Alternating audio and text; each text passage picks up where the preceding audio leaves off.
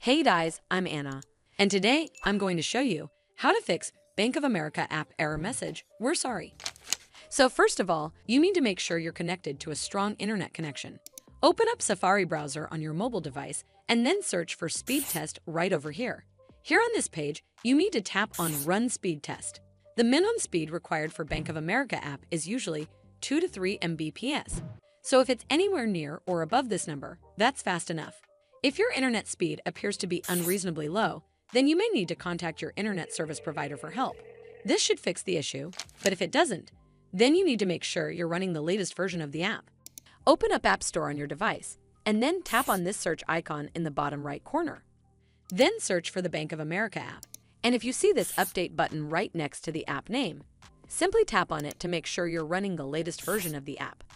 But if you still encounter this issue, then you need to clear App Cache. Go to your device settings and then scroll all the way down to General and tap on it. Then tap on iPhone Storage. From here, search for the Bank of America app and then tap on it.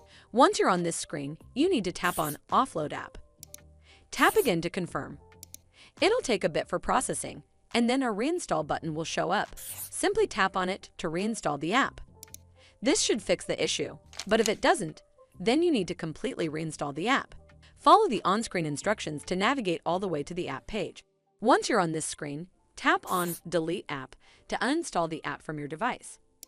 Once uninstalled, you need to open up App Store and then search for the Bank of America app right over here in the search bar, and then click on this Get button to install it back on your device. Well, that's how you fix Bank of America app error message, "We're sorry."